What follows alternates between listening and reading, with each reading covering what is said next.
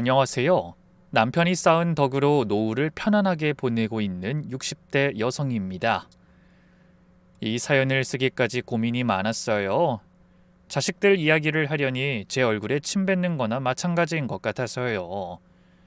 그래도 용기 내 사연을 쓴 건 비록 자식 농사는 실패했지만 착한 남편 덕에 시원한 복수도 하고 노후까지 걱정 없게 된 큰 사건이 있었거든요.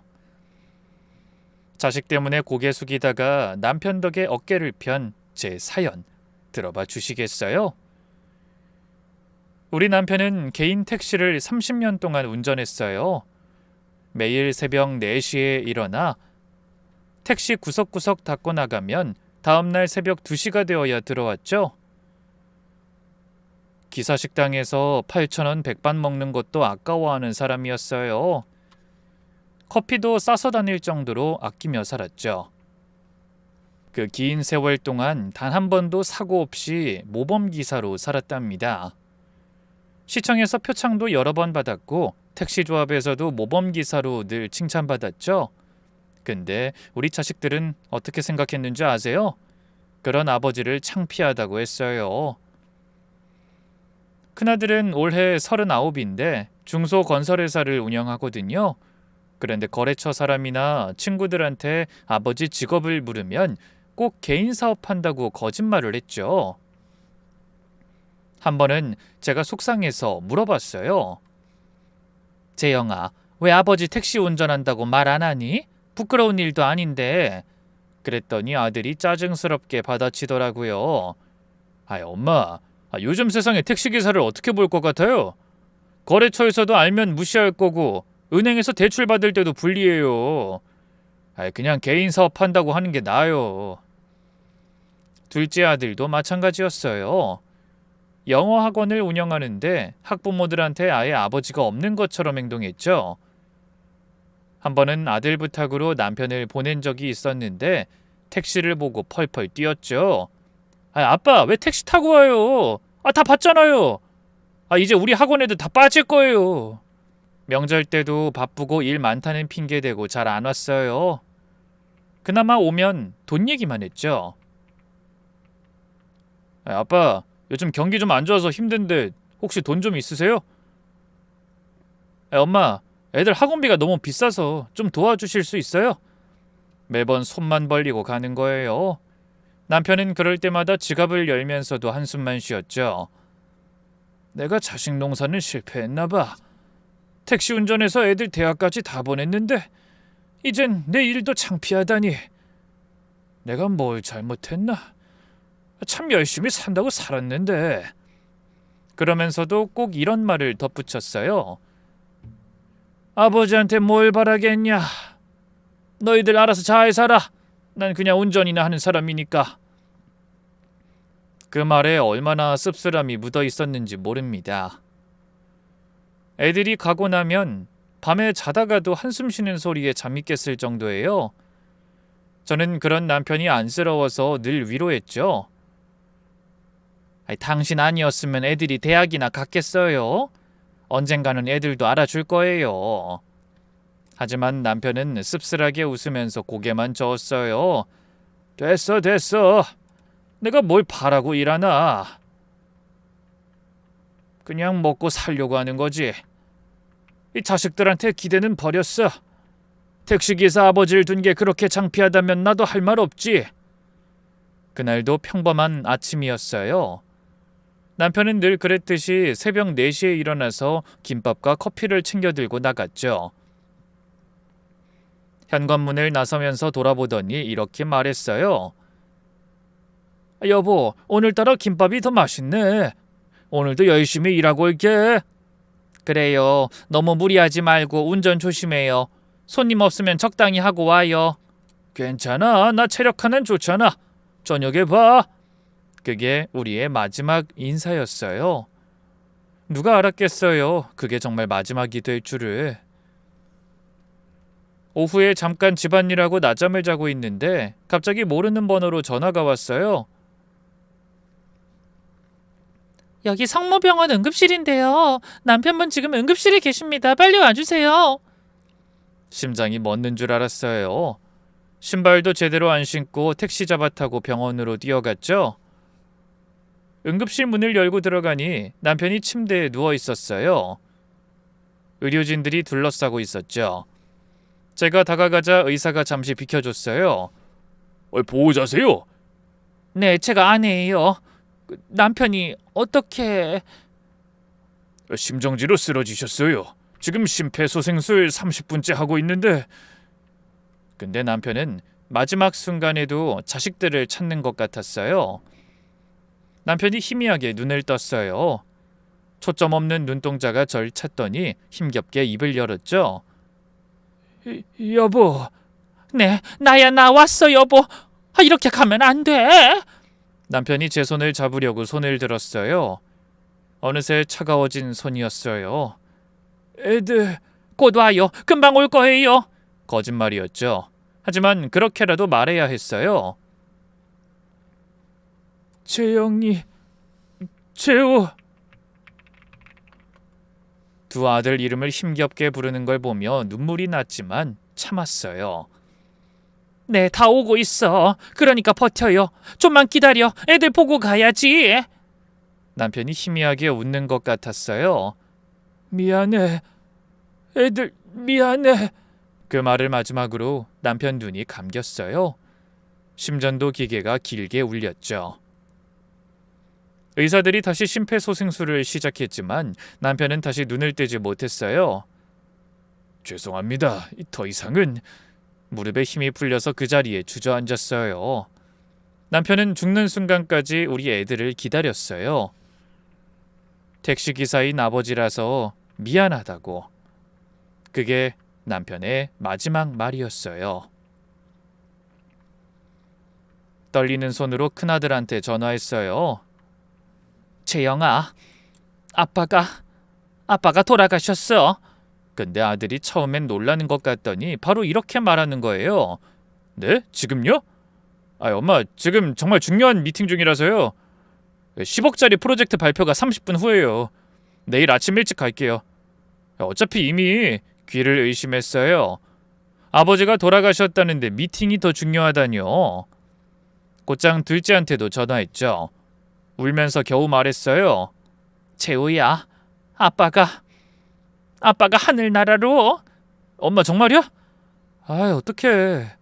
근데 엄마, 오늘 우리 학원에 대치동 유명한 학부모들이 단체 상담하러 오기로 했어.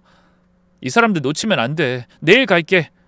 어차피 돌아가셨으면 당장 급한 건 아니잖아. 장례식장 어디로 잡을 거야? 아버지가 돌아가셨는데 급한 게 아니라뇨. 그 순간 정말 자식들이 원망스러웠어요. 다음 날 점심이 다 되어서야 겨우 자식들이 왔어요. 근데 장례식장에 들어오자마자 큰아들이 한 첫마디가 아직도 빗으로 남아있네요. 엄마, 아빠 택시는요? 어딨어요? 빨리 처분해야 장례비라도 나오지 않겠어요? 요즘 중고 택시 시세가 얼마나 하는지 알아봐야겠네. 아버지 시신이 바로 앞에 누워있는데 빈소에 들어오자마자 택시 팔 생각부터 하는 거예요. 정말 가슴에 못을 박는 것 같았죠. 남편이 이 말을 들을까 무섭더라고요. 둘째도 가관이었죠. 들어오자마자 가방을 뒤지면서 이러더군요. 엄마, 아빠 보험 들어놓은 거 있죠? 그때 보험 들었다고 했잖아. 보험금 서류 어딨어요? 그것도 빨리 청구해. 장례 비용도 있고 또 뭐 정리할 것도 많을 텐데. 그때 정말 화가 치밀어 올랐어요. 내가 낳은 자식들이 맞나 싶었죠. 30년 동안 가족들 위해서 일만 하다가 간 남편인데 죽자마자 택시값이나 보험금 타령이라뇨. 그때 조문객이 왔어요. 남편이랑 같이 택시 운전하던 동료분이었죠. 그분이 남편 영정 앞에서 절하면서 이렇게 말씀하셨어요. 김 기사님은 정말 좋은 분이셨는데 30년 동안 무사고 모범기사셨잖아요. 조합에서도 전설이었죠. 손님들한테도 늘 친절하고 기부도 많이 하고요. 하늘이 착한 사람을 더 빨리 데려간다더니 그 말이 맞나 봐요. 그 말을 들은 큰며느리가 인상을 찌푸리더니 작은 며느리한테 투덜댔죠. 여기까지 와서 택시기사라는 걸 왜 자꾸 말하는지 모르겠어. 창피하게. 제발 다른 사람들이 있을 때 그런 얘기 좀 안 했으면 좋겠는데. 우리 친정 부모님도 오실 텐데 아버님이 택시기사였다는 걸 알면 얼마나 실망하시겠어. 그 순간 며느리 뺨을 한 대 때리고 싶었어요. 더 기가 막힌 건 작은 며느리 말이었죠. 그러게요. 돌아가실 거면 미리 좀 말씀하시지. 이렇게 갑자기 돌아가시면 우린 어떡해요? 준비도 안 됐는데. 병원에 계셨으면 그나마 마음의 준비라도 했을 텐데. 큰 며느리가 거들었어요. 그러니까 우리도 스케줄이 있는데 갑자기 이러니까 당황스럽네. 그나저나 설마 어머니까지 우리가 모셔야 하는 건 아니겠죠? 큰 며느리가 인상을 찌푸리면서 말했어요. 설마 농담이라도 그런 말 하지 마. 상상만 해도 싫다. 시아버지도 신경 안 썼는데 갑자기 시어머니까지? 절대 안 돼. 난 시어머니 수발될 생각 없어. 그러니까요. 시댁에 뭐 나올 것도 없는데 말도 안 되죠. 차라리 요양원이라도. 요양원도 돈이야. 누가 그 돈 낼 건데? 우리? 웃기지 마. 작은 며느리가 한숨 쉬면서 말했어요. 병이라도 앓다가 가면 보험금이라도 타죠. 이렇게 갑자기 가면 우리만 손해잖아요. 그러게. 보험 하나 제대로 안 들어놨나 봐. 가난한 것도 서러운데 계획도 없어? 그 말을 듣는 순간 정말 머리가 하얘졌어요. 분노로 손이 떨려서 주먹을 꽉 쥐었죠. 이게 사람이 할 소린가요? 돌아가실 거면 미리 말하라니요. 죽는 것도 지들 생각해서 예약하고 죽으란 말이잖아요.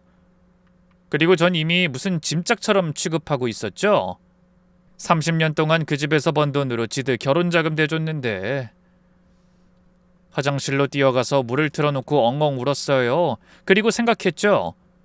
아까 혹시나 해서 핸드폰에 녹음을 켜뒀는데 며느리들 대화도 마침 녹음돼 있었죠.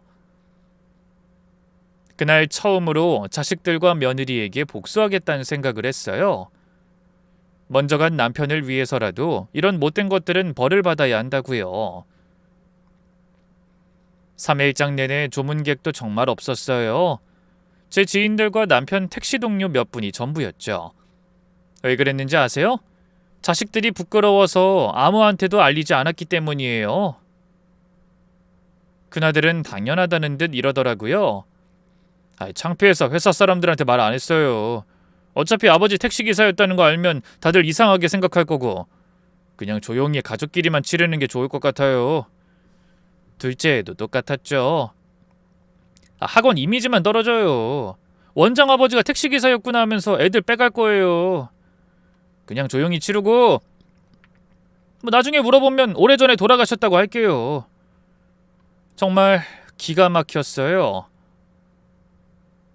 비가 오나 눈이 오나 아무리 덥고 추워도 새벽부터 밤까지 일해서 너희들 먹이고 입히고 가르친 아버지인데 죽어서도 창피하다고 숨기는 거예요. 발인 날 아침 아들들이 한숨을 쉬면서 이런 말을 했어요. 설마 아빠한테 빚있는 건 아니죠? 돈 없다고 사채라도 쓴 건 아니겠죠? 화장하고 나서 유골함을 들고 나오는데 자식들은 바쁘다면서 이미 다 가버렸어요. 엄마, 우리 먼저 갈게요. 회사에 급한 일이 있어서. 저도 학원에 가봐야 해요. 오늘 특강 있거든요. 결국 저 혼자 택시 타고 유골함 들고 집에 왔죠. 빈 택시 안에서 남편 유골함을 꼭 안고 울었어요. 텅 빈 집에 돌아와 남편 영정을 안고 혼자 앉아서 울었죠. 여보, 이게 다 뭐야? 당신은 마지막까지도 우리 생각만 하고 살았는데 이게 끝이라고? 우리 애들이 당신을 이렇게 대하는데 하늘에서 보고 있어요? 차라리 보지 말아요. 49제가 지나고 자식들은 계속 성화를 부렸어요. 엄마, 택시 언제 팔 거예요? 빨리 처분해요. 그만 좀 해. 네 아버지 보고 있는데.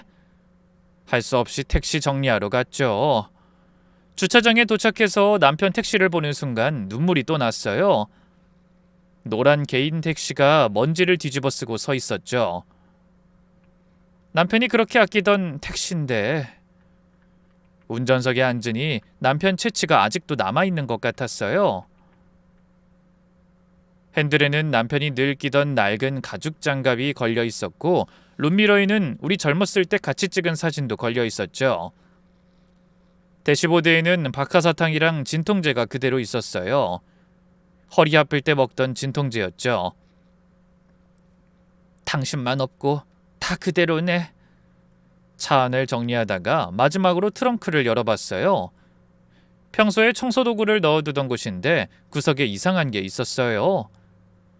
고급스러워 보이는 검은색 가죽 가방이 하나 있는 거예요. 딱 봐도 명품처럼 비싸 보이는 가방이었죠. 우리 남편이 이런 비싼 가방을 살 사람이 아닌데 싶어 이상했어요. 가방을 열어보니 수첩이 여러 건 들어 있었어요. 서류 봉투도 하나 있었고요. 수첩에는 그동안 남편이 손님들이 놓고 간 것들이나 연락처를 다 모아뒀더라고요. 그리고 서류 봉투를 열어보니 명함이 수십 장 들어 있었는데 거기 적힌 이름을 보고 깜짝 놀랐죠. 박준혁 회장. TV에서도 자주 나오는 대기업 회장 명함이 있더라고요. 명함 뒤에는 그 사람이 쓴 듯한 메모가 적혀 있었어요. 생명의 은인에게 꼭 연락주세요. 기다리고 있겠습니다. 수첩을 하나하나 읽어보기 시작했어요. 남편 특유의 꼼꼼한 글씨로 그날 일이 영화처럼 머릿속에 그려질 정도로 자세히 적혀 있었죠. 알고 보니 남편이 가슴을 쥐고 쓰러진 남자를 차에서 내려서 병원까지 데려다 준 모양이었죠.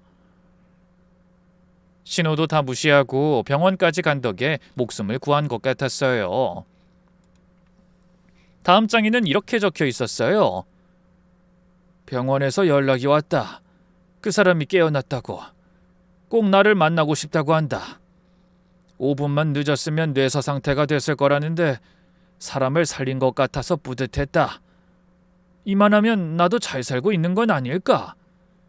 그리고 다음 내용을 보니 남편이 3개월 동안이나 회장을 도왔더라고요. 나중에는 둘 사이가 얼마나 돈독해졌는지 우리 남편에게 형님이라고 쓴 내용까지 있었죠. 한참을 망설이다가 떨리는 손으로 전화를 걸었어요. 처음엔 정말 이 사람과 깊은 관계가 맞을까 하는 호기심이 컸던 것 같아요. 신호음이 울릴 때마다 심장이 쿵쿵 뛰었죠. 정말 유명한 대기업 회장이 전화를 받긴 할까? 네, 박준혁입니다.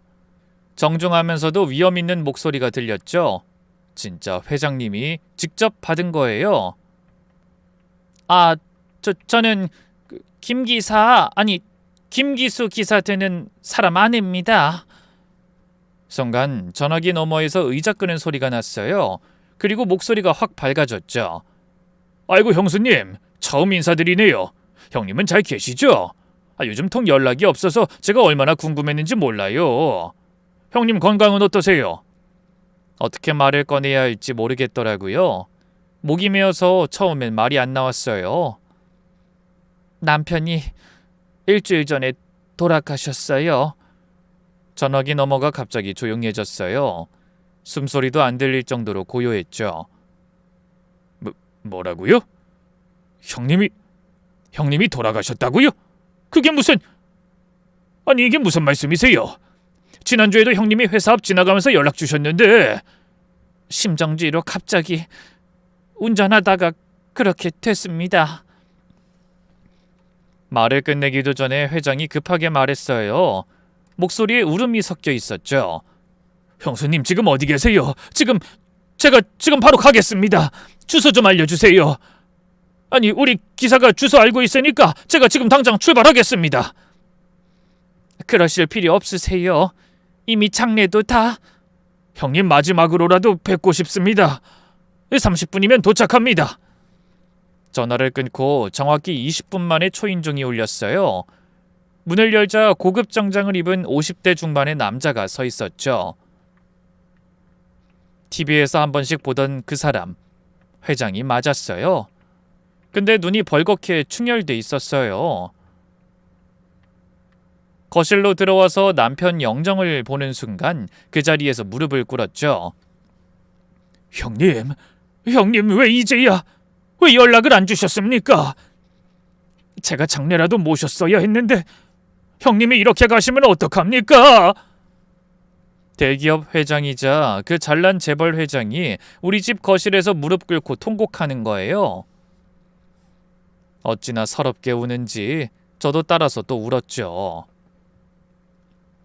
한참을 울고 나서 회장이 겨우 진정하고 일어났어요.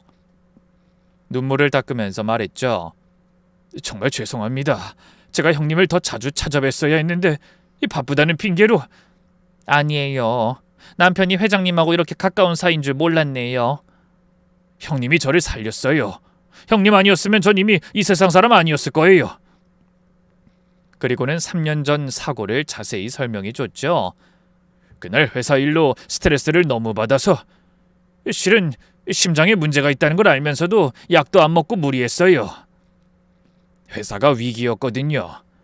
잠깐 회사 앞에 나와 걷고 있는데 갑자기 가슴이 조여오면서 숨을 못 쉬겠더라고요. 그대로 쓰러졌죠. 희미하게 의식은 있었는데 몸이 안 움직였어요. 그때 형님이 나타났어요. 택시에서 뛰어내려서 절 업고 병원까지 데려가면서 꼭 살아야 한다고, 가족이 기다릴 거라고 하셨죠. 회장이 잠시 말을 멈추고 눈물을 닦았어요. 의사가 5분만 늦었으면 뇌사 상태가 됐을 거라고. 형님이 신호 다 무시하고 과속하면서 병원으로 달려주신 덕분에 살았습니다. 벌금까지 제가 다 해결해 드렸지만 형님은 당연한 일을 했을 뿐이라고만 했어요.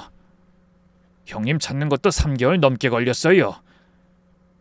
회장이 제 손을 잡으면서 말했어요. 형수님, 그 후로 형님을 정말 친형처럼 모셨습니다. 형님이 절 단순히 살려주신 게 아니에요. 제 인생관을 바꿔주셨어요. 그 전까지 전 돈이면 다 되는 줄 알았거든요. 근데 정작 제가 죽을 위기에 처했을 때 돈이 절 구해주지 못했어요. 그날 이후로 저도 많이 달라졌어요. 형님이 저를 사람으로 만들어주신 거예요. 그때 회장이 충격적인 말을 했어요. 형수님, 사실 제가 형님께 보답하고 싶어서 이걸 준비했었는데. 네? 아니, 무슨 보답을? 회장이 조심스럽게 말을 이었어요. 서류 가방에서 문서를 꺼내면서요. 제가 3년 전에 형님과 형수님을 공동명의로 해서 우리 회사 지분을 증여했습니다. 형님이 도장 찍을 때 아내 목까지 꼭 같이 해달라고 하셨거든요. 본인보다 형수님한테 더 필요할 수 있다고요. 네? 지분이요? 남편이 저한테 그런 말을 한 적이... 너무 놀라서 말을 더듬었어요. 형님이 처음엔 극구 거절하셨어요. 하지만 제 목숨값이니까 거절하면 제가 평생 죄인으로 살 것 같다고 간청했죠. 결국 형님이 아내랑 공동명의로 해달라고 하셨어요. 이것도 얼마나 제가 오래 설득했는지 모릅니다. 회장이 서류를 보여줬어요. 정말 제 이름과 남편 이름이 함께 적혀 있었죠. 지분이 3%인데 현재 시가로는 30억 정도 됩니다. 형님 돌아가신 지금은 형수님이 단독 소유자가 되신 거죠. 30억이요? 숨이 멎는 것 같았어요. 우리가 평생 벌어도 만질 수 없는 돈이잖아요. 네, 근데 형님이 한 가지 조건을 달았어요. 절대 아내한테 말하지 말고 죽고 난 뒤에 알려달라고요. 세금 문제로 돈 들어왔을 때도 조합에서 받은 거라고 둘러댔을 거예요. 그러고 보니 가끔 남편이 택시 조합에서 보너스 나왔다고 한 적이 있었어요. 우리 남편이 왜 그런 걸 숨기고... 형님이 자식들이 돈 때문에 찾아온 게 싫대요. 진짜 마음으로 오는 게 아니면 안 만나는 편이 낫다고요. 그냥 평범하게 살다가 죽고 나면 그때 알려달라고 하셨어요. 눈물이 또 났어요. 남편이 끝까지 절 생각했다니 울컥했죠. 남편이 항상 저한테 자식들한테 기대하면 안 된다고, 애들한테 짐 안 되려고 그렇게 성실하게 산 거거든요. 한참 후 회장이 조심스럽게 물었어요. 집안을 두리번거리면서요. 근데 형수님, 이 자제분들은 어디 계십니까? 형님 가신 지도 얼마 안 됐는데. 그 질문을 듣는 순간 가슴이 무너져 내리는 것 같았어요. 차마 대답하기가 부끄러웠죠. 제가 너무 부끄러워서 어떻게 말씀드려야 할지. 우리 애들이 말을 잇지 못하고 또 울었어요. 회장이 조용히 기다려줬죠. 애들이 아버지를 부끄러워했어요. 택시기사 아버지가 창피하다고. 새벽부터 밤까지 열심히 일해서 애들 먹이고 입히고 가르쳤는데 제가 잘못 키웠습니다. 목소리가 떨려서 제대로 말이 안 나왔어요.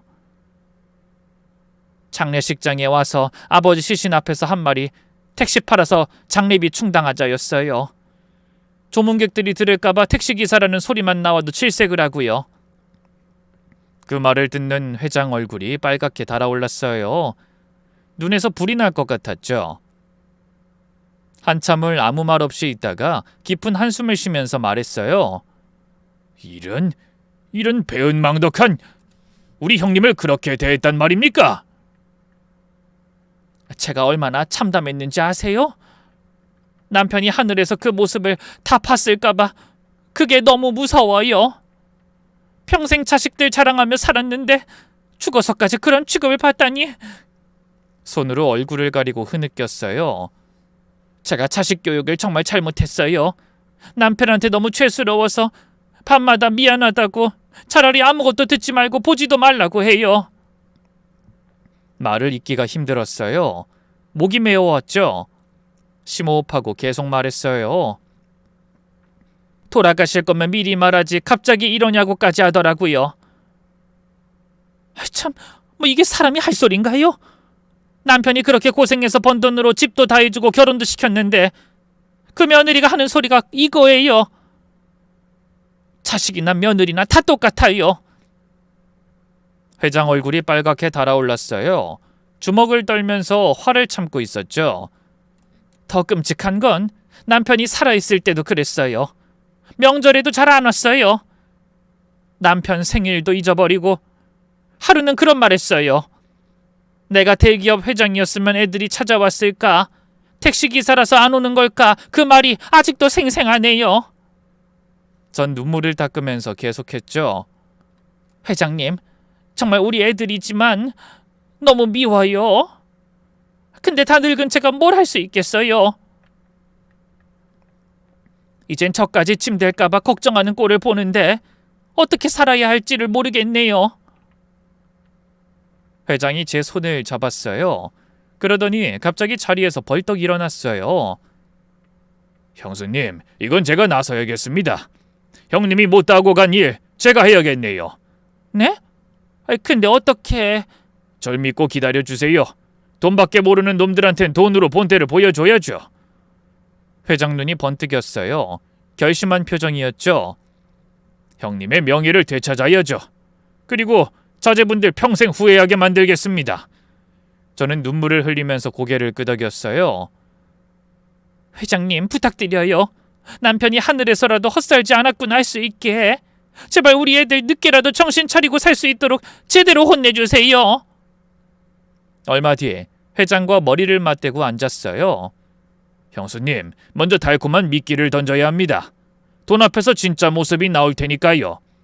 어떻게요? 제가 형님 친구로 눈앞에 나타나는 겁니다. 그리고 엄청난 사업 기회를 제안하죠. 돈에 눈이 먼 놈들은 분명 달려들 겁니다.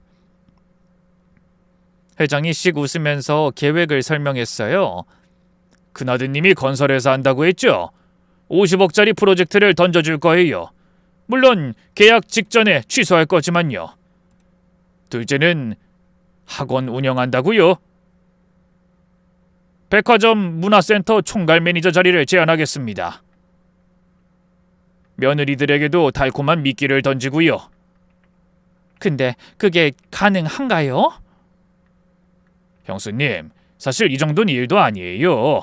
중요한 건 타이밍이죠. 저를 완전히 믿고 들떠있을 때 바로 그때 우리가 폭탄을 터뜨리는 겁니다. 그 계획을 듣고 자식들한테 연락했죠. 너희 아버지 친구분이 집에 오신대. 중요한 얘기가 있다고 하시네.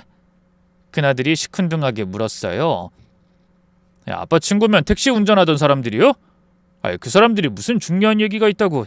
아니, 그 한영그룹 회장님이라는데. 엄마도 몰랐네, 이런 인맥이 있는지. 순간 놀랐는지 조용해졌어요.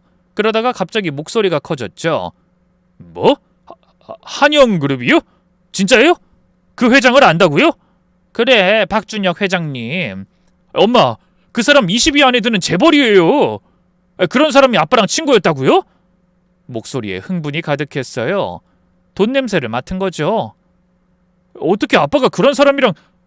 엄마, 바로 갈게요. 아니, 우리 집에 오신다고요? 집 청소는 했어요? 제대로 대접해야죠. 뭐 준비해 갈 건 없어요? 1시간도 안 돼서 온 가족이 다 모였어요. 평소에는 명절에도 안 오던 애들이 회장님 이름만 번에 우르르 다 몰려왔죠. 아들들은 양복을 빼입고 왔고 며느리들도 비싼 옷을 입고 왔더라고요. 작은 며느리는 백화점에서 산 듯한 선물 상자까지 들고 왔어요. 늘 빈손으로 오던 애가 말이죠. 어머니, 이거 진짜 비싼 과일이에요. 손님 수준에 맞게 준비했어요. 평소엔 10,000원도 아까워하던 애들이 갑자기 이러니 우습기도 하고 씁쓸하기도 했죠. 몇 시간 뒤에 회장이 들어오자 모두 90도로 인사했어요. 안녕하십니까? 저희 아버지와 친하셨다니 정말 몰랐네요. 들어오시죠. 큰아들이 아부하듯이 말했죠.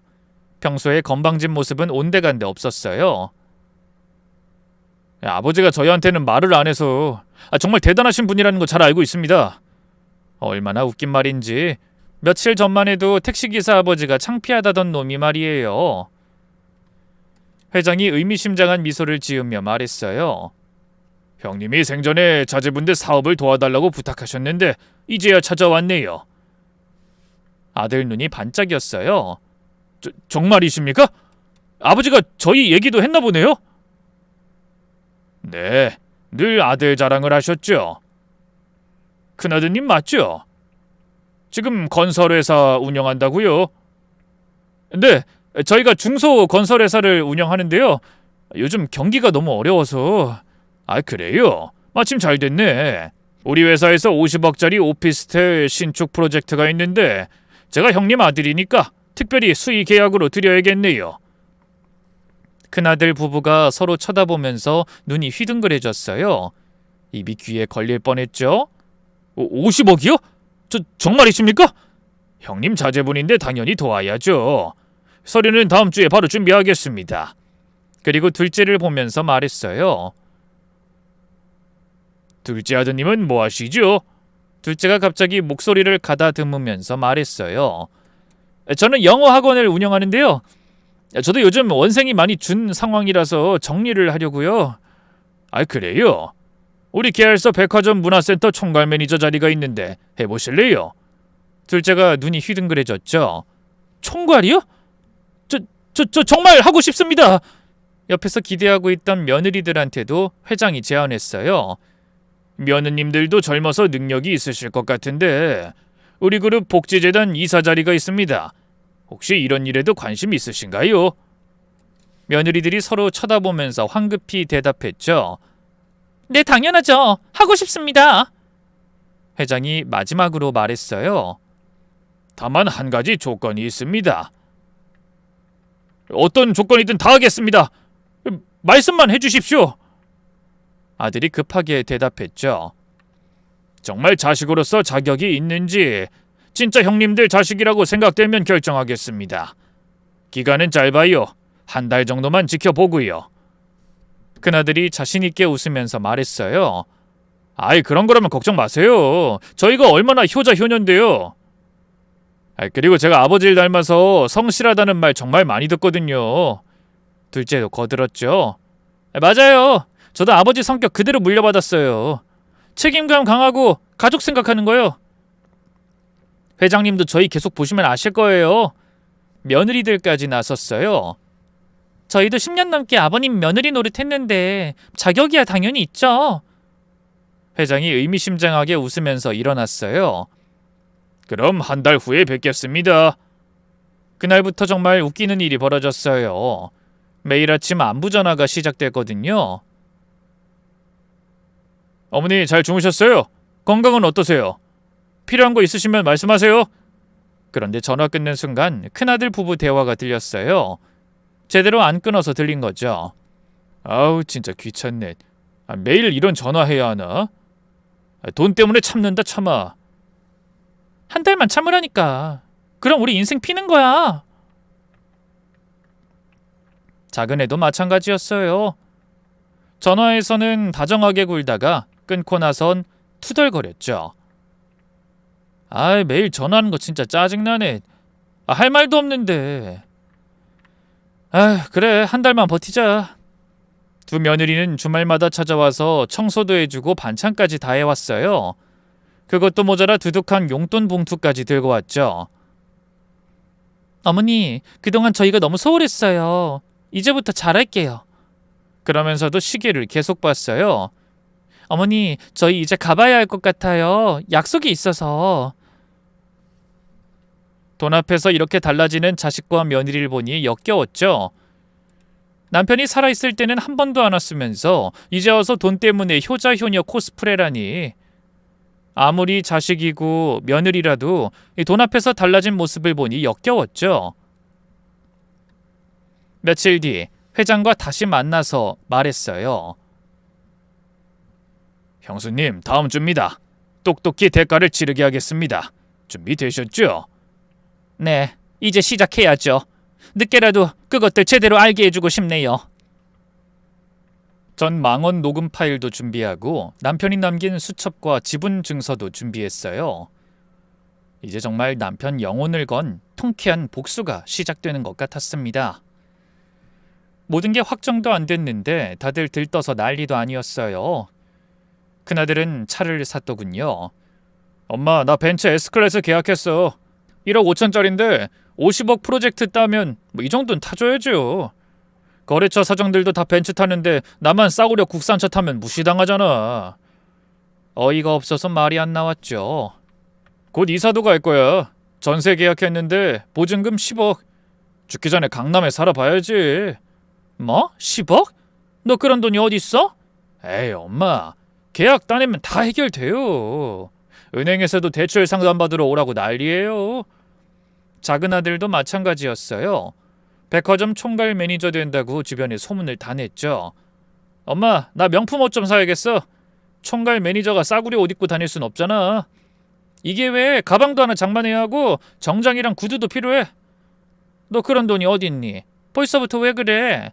월급 받을 텐데 뭐. 카드로 먼저 사고 나중에 갚으면 되지. 백화점 할인도 받을 거고. 정말 한심했어요.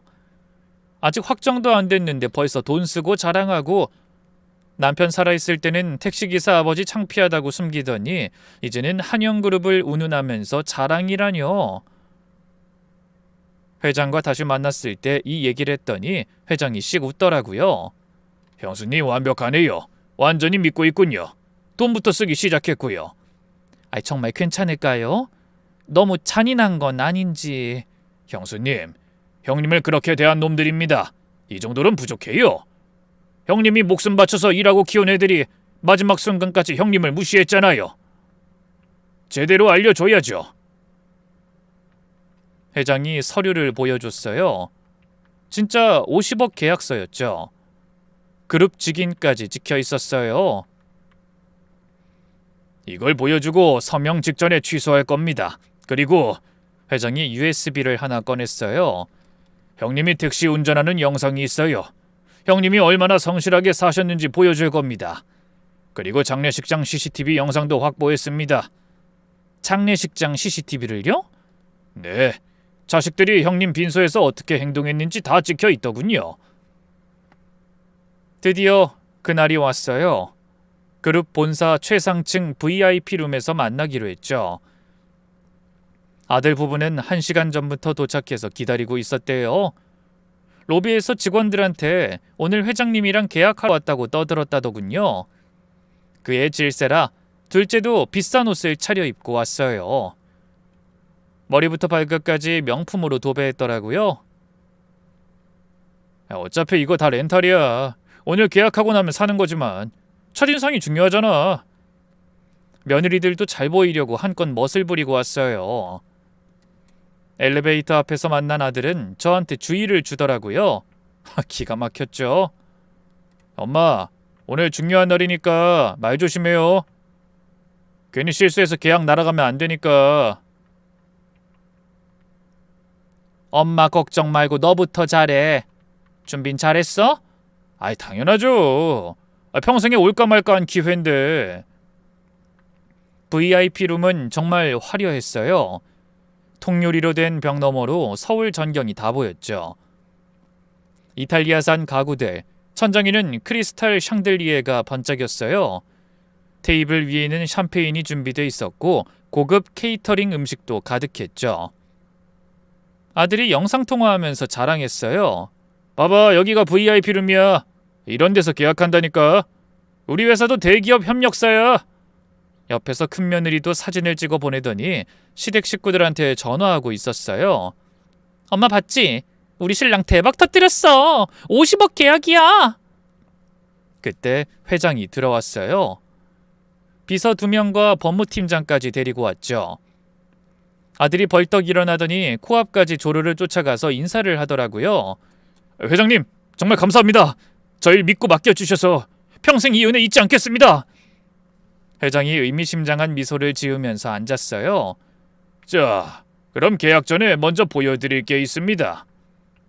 대형 스크린이 천장에서 내려왔어요. 뭐가 나올까 다들 긴장하면서 봤죠. 스크린에 남편 사진이 떴어요. 택시 앞에서 환하게 웃고 있는 사진이었죠. 젊었을 때 사진부터 최근 사진까지 슬라이드처럼 지나갔어요. 이분이 누구신지 다들 잘 아시죠? 아들이 어리둥절한 표정으로 대답했어요. 네, 저희 아버지신데요. 근데 왜 아버지 사진이... 맞습니다. 김기수 기사님. 30년 무사고 모범택시 기사셨죠. 이분이 제 생명의 은인입니다. 제가 죽을 뻔했을 때 구해주신 분이죠. 평생 제 형님으로 모시고 있고요. 자식들 얼굴이 조금씩 굳어지기 시작했어요. 그게 여기서 왜... 회장 목소리가 갑자기 차가워졌어요. 화면이 바뀌면서 장례식장 CCTV 영상이 나왔죠. 이게 뭔지 아십니까? 영상 속에는 아들이 빈소에 들어오자마자 택시 어딨냐고 묻는 장면이 나왔어요. 둘째는 가방 뒤지면서 보험 서류 찾는 모습도 있었고요. 그리고 결정적인 순간 며느리가 조문객 앞에서 그 말을 하는 장면이었죠. 며느리 목소리가 울려 퍼졌죠. 돌아가실 거면 미리 말씀하시지. 이렇게 갑자기 돌아가시면 우린 어떡해요? 며느리 얼굴이 하얗게 질렸어요. 다리가 풀려서 의자에 털썩 주저앉았죠. 이게 어떻게... 이어서 아들 목소리도 나왔어요. 택시라도 빨리 팔아서 장례비 충당해야죠. 빚이라도 없으면 다행이고. 작은 아들 목소리도 있었죠. 창피해서 학부모들한테 말 안 할 거예요. 그냥 오래전에 돌아가셨다고 할래요. VIP 룸이 싸늘하게 조용해졌어요. 샴페인 거품 터지는 소리만 들렸죠. 영상이 계속 재생됐어요. 큰아들이 빈소에서 한 말, 작은애가 한 행동, 며느리의 망언까지 모두 나왔죠. 회장이 일시정지 버튼을 눌렀어요. 이게 자식입니까? 진짜 자식들이라면 이럴 수 있어요? 아들이 변명하려고 했어요. 땀을 뻘뻘 흘리면서 말을 더듬었죠. 회장님, 그게 아니라 저희가 그때 경황이 너무 없어서... 경황이 없어서요? 그럼 이건 어떻게 설명하실 건가요? 다른 영상이 재생됐어요. 빈소에서 아들이 회사 직원들과 통화하는 장면이었죠. 아버지 장례식? 그냥 조용히 치를 거야. 택시 기사였다는 거 알리기 싫어. 쪽팔리게. 그리고 둘째의 통화 모습도 적나라하게 나왔어요. 학부모들한테 비밀로 해. 우리 아빠 택시 기사였다는 거 알면 학원 이미지만 떨어져. 회장이 자리에서 일어났어요. 얼굴이 무서울 정도로 차가웠죠. 제가 한 달 동안 지켜본다고 했죠. 자식으로서 자격이 있는지. 근데 답이 나왔네요. 아버지가 돌아가신 날 이미 자격을 잃었습니다. 아들이 무릎을 꿇었어요. 회장님, 그땐 정말 저희가 잘못 생각했어요. 아버지에 대해 잘 몰랐어요. 형님은 쉬지도 않고 일하셨어요. 왜? 자식들한테 짐되지 않으려고요. 이런 아버지를 둔 자식이라면 진짜 자식이라면 어떻게 해야 했을까요? 최소한 장례식장에서 그동안 고생 많으셨다, 감사했다, 마지막 인사라도 해야 하는 거 아닙니까? 작은 아들이 울면서 말했어요. 저희가 정말 잘못했어요. 이제라도. 형님은 이미 돌아가셨습니다. 이제 와서 후회해봐야 무슨 소용입니까? 회장이 서류를 집어들었어요. 50억 프로젝트 계약서였죠. 약속대로 전 자격 없는 사람들과는 계약할 수 없습니다. 회장은 그 말과 동시에 계약서를 북북 찢어버렸어요. 이 계약은 처음부터 없던 일입니다.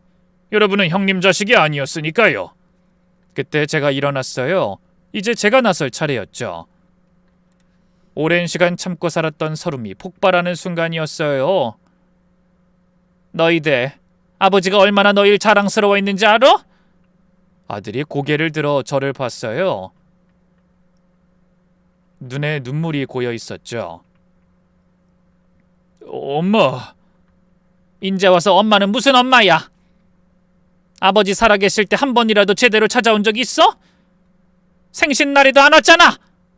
네 아버지 폐렴으로 입원했을 때도 안 왔지. 바쁘다면서. 근데 회장님이랑 연결됐다니까 1시간 전부터 와서 기다려? 작은 아들이 울면서 말했어요. 엄마 정말 죄송해요. 저희가 잘못했어요. 이제 와서 사과하면 뭐해. 네 아버지는 이미 가셨는데. 이제 폭탄을 터뜨릴 시간이었어요. 가방에서 서류를 꺼냈죠. 그리고 너희가 모르는 게 하나 있어. 주식 증서를 테이블 위에 펼쳤어요. 그룹 로고가 선명하게 박힌 서류였죠. 너희 아버지가 그룹 지분 3%를 갖고 있었어. 현재 가치로 30억 정도 된단다. 자식들 눈이 튀어나올 것 같았어요. 믿을 수 없다는 표정이었죠. 뭐라고요? 30억이요? 그래, 30억. 회장님이 생명 구해준 고마움으로 주신 거야. 아버지랑 나 공동 명의로. 아들이 급하게 물었어요. 눈빛이 번뜩였죠. 그럼 저희가 상속을... 상속? 너희가 무슨 자격으로? 며느리가 울먹이며 항변했어요. 그래도 가족인데 그런 큰돈이 있으면서 왜... 가족? 너희가 언제 가족처럼 굴었어? 너희 아버진 돈이 아니라 사랑을 원했어. 진심으로 아버지 고생하셨어요. 사랑해요. 이 말 한마디를 듣고 싶어 했다고. 죽어가면서도 너희를 얼마나 기다렸는 줄 알아? 작은 아들이 바닥에 무너져 울었어요. 아빠가 그렇게 우릴 기다렸다니. 그래, 기다렸지. 죽기 전까지도. 근데 너흰 끝까지 오지 않았어. 큰아들이 절규했어요. 그래도 자식은 우리뿐이잖아요. 우리가 피를 나는 자식이란 말이에요. 너희 아버지는 이 돈을 갖고도 평생 가난한 택시기사로 살았어. 왜? 너희가 돈 때문이 아니라 진심으로 찾아오길 바랬으니까. 하지만 너희는 살아생전 단 한 번도 진심으로 오지 않았어. 부끄러워하기만 했지. 그리고 결정적인 한마디를 던졌어요. 이제 알았지? 너희가 얼마나 바보 같은 짓을 했는지. 가난한 택시기사가 아니라 돈 많은 아버지의 자식이었는데 스스로 그걸 차버린 거야. VIP룸이 조용해졌어요. 자식들의 흐느끼는 소리만 들렸죠. 며느리가 마지막으로 애원했어요. 어머님, 그래도 한 번만 기회를... 너희가 뭐 상속받고 싶다고? 꿈 깨! 그 말이 울려 퍼지자 자식들 얼굴이 하얗게 질렸어요. 정말 통쾌한 순간이었죠. 그동안 자식들에게 무시받고 살았던 남편의 복수를 대신하는 순간이었죠. 저는 천천히 일어났어요. 다리가 떨렸지만 남편이 옆에서 힘을 주는 것 같았어요. 아들이 무릎으로 기어왔어요. 제 발을 잡으려고 했죠. 엄마, 제발요. 저희가 정말 잘못했어요. 다시는 안 그럴게요. 발을 빼면서 말했어요. 다시는? 너희 아버진 다시 올 수 없어. 너희가 그렇게 창피해하던 택시기사 아버진 이제 없다고! 후회한데 소용없다!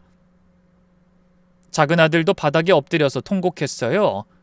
엄마, 제가 정말 못났어요. 아빠가 그렇게 고생하신 줄 몰랐어요. 이제 알았어요. 한 번만 용서해 주세요. 저희한테 기회를 주세요. 제발요. 작은 며느리가 울면서 소리쳤어요. 어머님, 그래도 가족이잖아요. 저희 이렇게 버리시면 어떡해요? 제가 핸드폰에 녹음돼 있던 파일을 켜자 그 망언이 또다시 울려 퍼졌어요. 돌아가실 거면 미리 말씀하시지. 설마 어머니까지 우리가 모셔야 하는 건 아니겠죠? 이런 말하는 게 가족이야? 10년 동안 며느리 노릇? 그 10년 동안 시아버지 생신 한 번이라도 제대로 챙긴 적 있어? 명절에 와서 한 게 용돈 타가는 것밖에 더 했어. 그리고 너희가 나 모실 일 같은 건 없다. 큰며느리가 변명하려 했어요.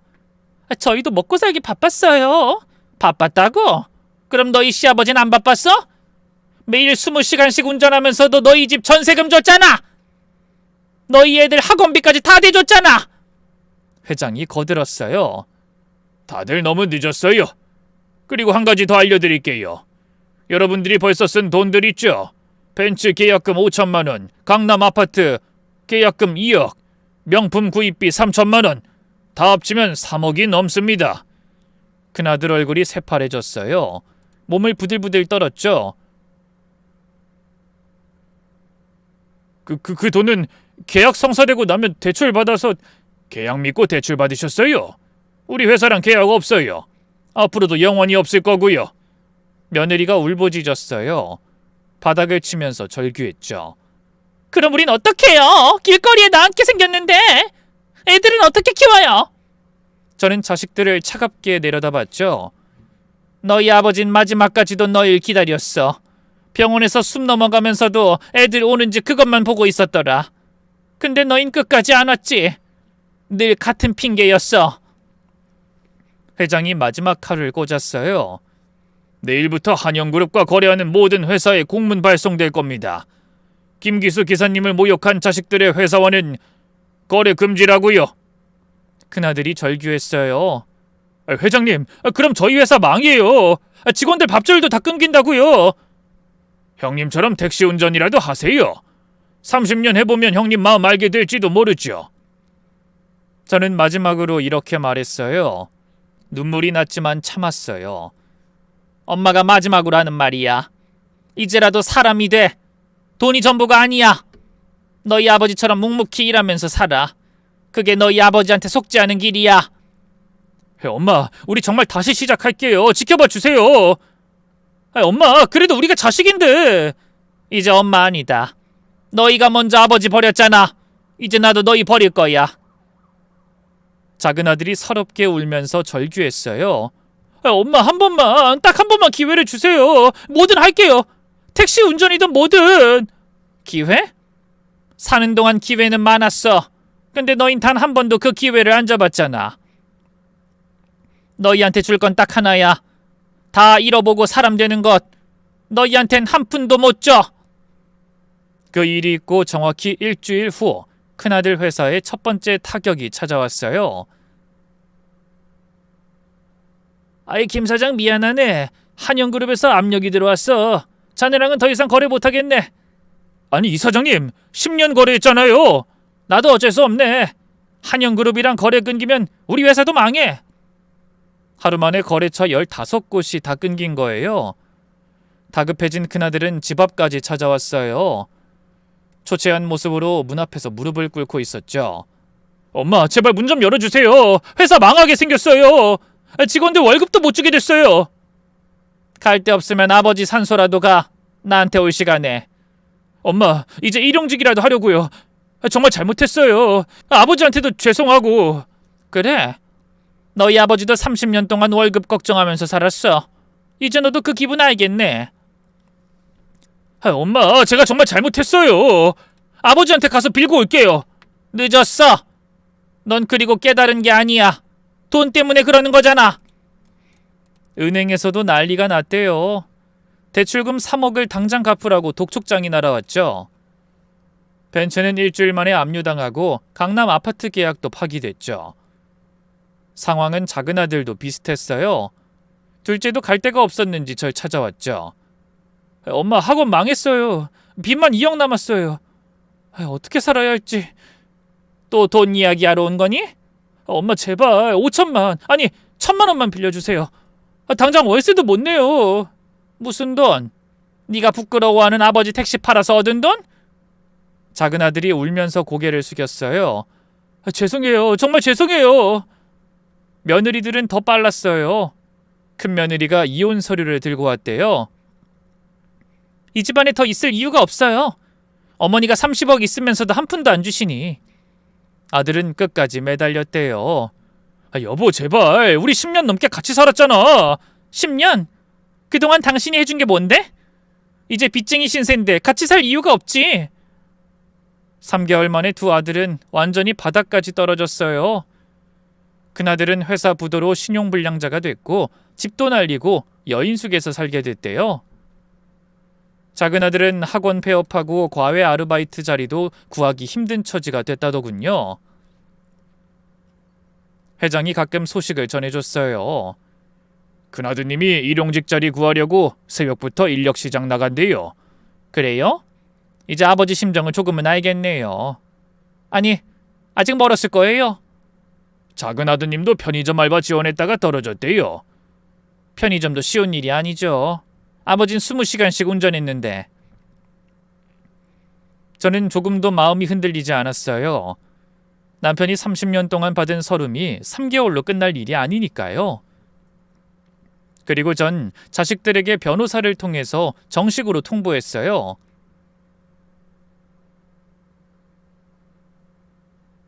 앞으로 일체 연락하지 말아달라고 하시네요. 유산 포기각서 받겠습니다. 아들이 변호사 사무실에서 울었대요. 그래도 자식인데 한 번만 용서해달라고 전해주세요. 변호사가 대신 제 말을 전했죠. 의뢰인께서 자식은 아버지 살아계실 때 효도하는 것이라고 하셨습니다. 모든 일이 정리되고 회장이 절 사회공헌팀 고문으로 임명했어요. 형수님, 형님을 대신해서 앞으로 좋은 일 많이 해주세요. 연봉 8천에 차량 지원, 비서까지 배정됐죠. 근데 그런 조건보다 더 중요한 건 이 일이 정말 보람 있다는 거였죠. 좋은 일을 할 수 있다는 게 정말 뿌듯하더라고요. 특히 택시기사 자녀 10명에게 장학금 주는 사업은 제가 직접 제안해 만들었죠. 여러분의 아버지들은 정말 대단한 분들입니다. 자부심을 가지세요. 장학금 받는 아이들에게 늘 이렇게 말했어요. 우리 남편처럼 핸들을 잡고 달리는 일을 자녀들이 자랑스러워했으면 좋겠어서요. 그리고 노후를 위해 남편 덕에 받은 돈으로 마포구에 아파트도 하나 샀어요. 여보 나예요. 잘 지내고 있어요. 당신이 남긴 돈 덕분에 정말 편하게 살고 있어요. 남편 사진 앞에서 매일 이야기했어요. 그리고 얼마 전 남편 기일에 멀리서 누군가 보였어요. 큰아들이었죠. 전보다 많이 늙어 보였어요. 일용직 일을 계속하는지 작업복을 입고 있었어요. 절 보더니 다가오려다가 멈췄어요. 저도 봤지만 모른 척했죠. 그 모습을 본 회장이 물었어요. 형수님, 큰아드님 아닌가요? 전 자식 없어요. 남편이 살아있을 때 잘했어야죠. 죽고 나서 후회해봐야 뭐해요. 그리고 남편이 30년 동안 받은 서름 5년으론 부족해요. 평생 후회하면서 살아야죠. 어떤 사람들은 제가 너무하다고 할지도 몰라요. 자식을 버리다니 피도 눈물도 없다고 할지도 모르죠. 하지만 전 후회 안 해요. 묵묵히 가족들을 위해 살다간 남편, 그런 남편을 창피하게 여기고 무시한 자식들을 이해하고 용서하는 게 더 잘못된 거란 생각이 들었죠. 그렇게 저의 복수는 끝났습니다. 아니, 남편의 명예회복이었죠. 나의 자랑스러운 남편. 당신 이름 걸고 한 일을 보며 잘했다고 말해줬으면 좋겠네요. 더 자세한 이야기는 꼭 천국에 가서 남편 얼굴 보면서 하려고요. 제 이야기 들어주셔서 감사합니다.